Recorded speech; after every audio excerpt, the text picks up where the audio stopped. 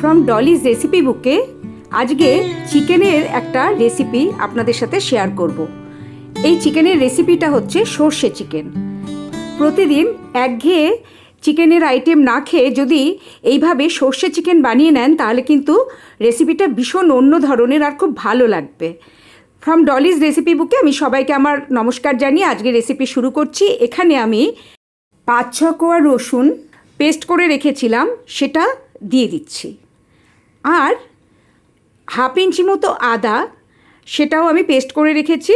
এখানে হাফ টিস্পুনের চেয়ে একটু বেশি আছে, মানে একদম ফুল হাফ টিস্পুন, সেটাও দিয়ে দিলাম। আর এখন এখানে ছোট একটা টমেটো ছোট ছোট করে পিস করে রেখেছি, টুকরো করে রেখেছি, সেটাও দিয়ে দিলাম। আমি অ্যাকচুয়ালি ম্যারিনেট করে এই চিকেনটাকে আধ ঘন্টা রেখে দেবো। হাফ টিস্পুন হলুদ দিয়ে দিলাম। তো এটা খুব ভালো করে মেখে আধ ঘন্টা ছেড়ে দেব, তারপরে রান্না শুরু করব।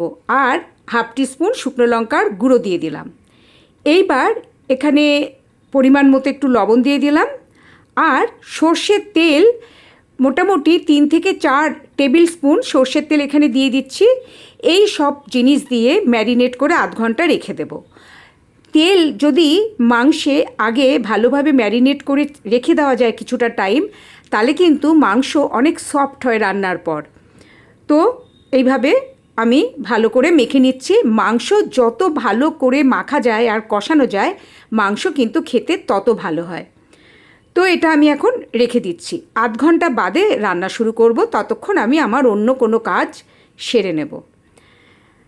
আপনাদের এই রান্নাটা দেখার পর যদি ভালো লাগে তাহলে আমার চ্যানেল সাবস্ক্রাইব করে আমার পাশে থাকার জন্য অনুরোধ রইল।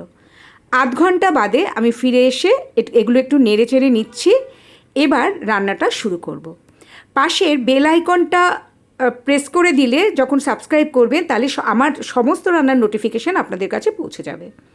এবার গ্যাসে কড়াই বসিয়ে মোটামুটি 5 টেবিল স্পুন মতো সর্ষের তেল এখানে দিয়ে দিচ্ছি। আমি ম্যারিনেট করার সময় 4 টেবিল স্পুন মতো সর্ষের তেল ব্যবহার করেছিলাম। আর এখানে মোটামুটি 5 টেবিল স্পুন মতো সর্ষের তেল দিয়ে দিলাম। তেল গরম হওয়ার পর ম্যারিনেট করা মাংসগুলো দিয়ে দিচ্ছি। আর ভালো করে আর কি যে পাত্রের মধ্যে মশলাগুলো লেগে রয়েছে সেইগুলো আমি যতটা পারছি ছাড়িয়ে পাত্র থেকে কড়াইয়ে দিয়ে দেওয়ার চেষ্টা করছি। পরে এই পাত্র ধুয়ে আমি জল এখানে ব্যবহার করব। এবার মোটামুটি 5-7 মিনিট মতো লো টু মিডিয়াম ফ্লেম রেখে মাংসটা আমি কষিয়ে নেব। এইভাবে 5 থেকে 7 মিনিট লো টু মিডিয়াম ফ্লেমে রেখে আমি মাংসটা কষিয়ে নিচ্ছি। এই রান্নার স্বাদ কিন্তু একদম অন্যরকম হয়, যেহেতু এখানে সর্ষে বাটা দেওয়া হয়। আর এখানে আমি একটু নারকেলও ব্যবহার করব।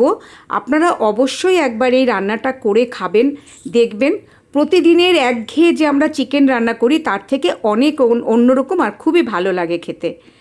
এটা আমি 5-7 মিনিট ভালো করে কষিয়ে নিলাম। এরপরে ঢাকা দিয়ে লো ফ্লেমে 3 মিনিট রান্না করে নেব। 3 মিনিট লো ফ্লেমে রান্না করার পর এবার আবার একটু নাড়াচাড়া করে দিচ্ছি, কারণ এখানে তো আমি কোনো জল ব্যবহার করিনি।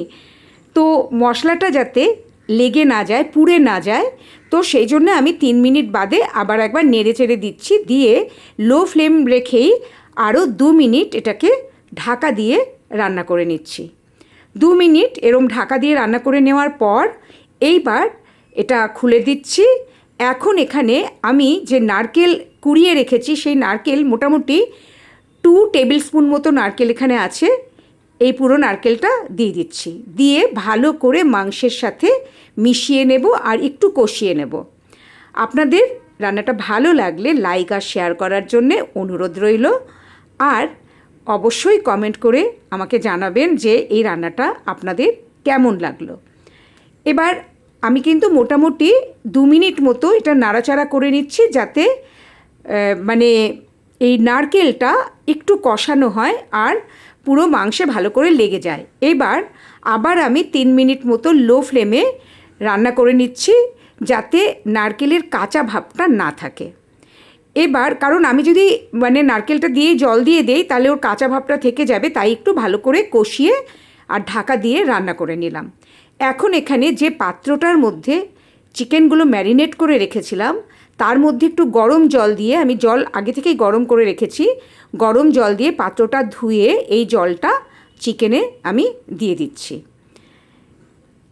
আর জল খুব ভালো করে নেড়েচেড়ে মাংসের সাথে মিশিয়ে দিচ্ছি।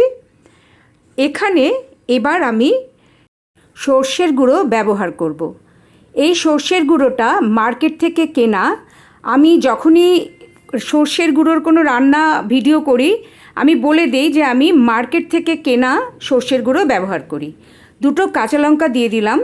আর যে সর্ষের গুঁড়োটা এখানে আমি ব্যবহার করব, এই যে আমি 15 থেকে 20 মিনিট জল দিয়ে ভিজিয়ে রেখেছিলাম, এখানে 2 টিস্পুন সর্ষের গুঁড়ো আছে।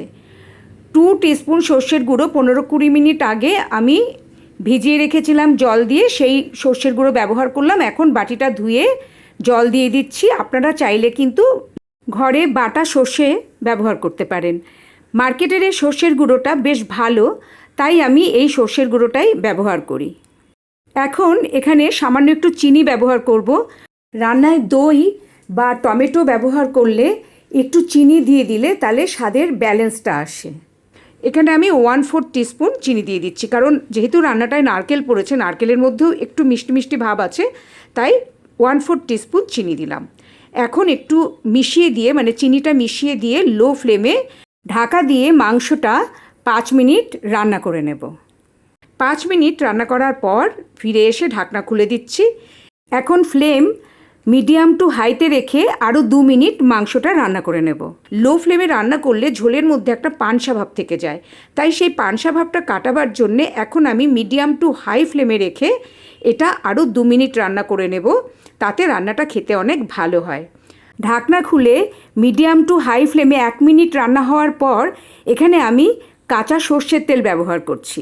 এখন 3 টেবিল স্পুন মতো সর্ষের তেল নামানোর আগে দিয়ে নিচ্ছি, কারণ সর্ষে বাটা ব্যবহার করলে সেখানে একটু কাঁচা সর্ষের তেল দিলে সেই রান্নাটা কিন্তু খেতে খুব ভালো হয়।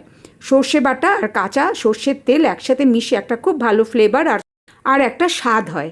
এবার দেখুন হয়ে গেছে, বেশ একটা মাখা মাখা হয়ে গেছে। এখন রান্নাটা আমি নামিয়ে নেব। ঢাকনা খোলার পর আমি যে 2 মিনিট রান্না করেছি মিডিয়াম টু হাই ফ্লেমে রেখে, তো 1 মিনিট বাদে আমি সর্ষের তেল দিয়ে তারপর আবার 1 মিনিট ফুটিয়ে মোট 2 মিনিট ফুটিয়ে এবার আমি রান্না নামিয়ে নিচ্ছি। আশা করি আপনারা এই রান্নাটা অবশ্যই একবার করবেন, কারণ এটার স্বাদ কিন্তু একদম আলাদা। আপনারা সবাই খুব ভালো থাকবেন। আর আজকের মতো নমস্কার, আবার দেখা হবে অন্য রান্নার সাথে।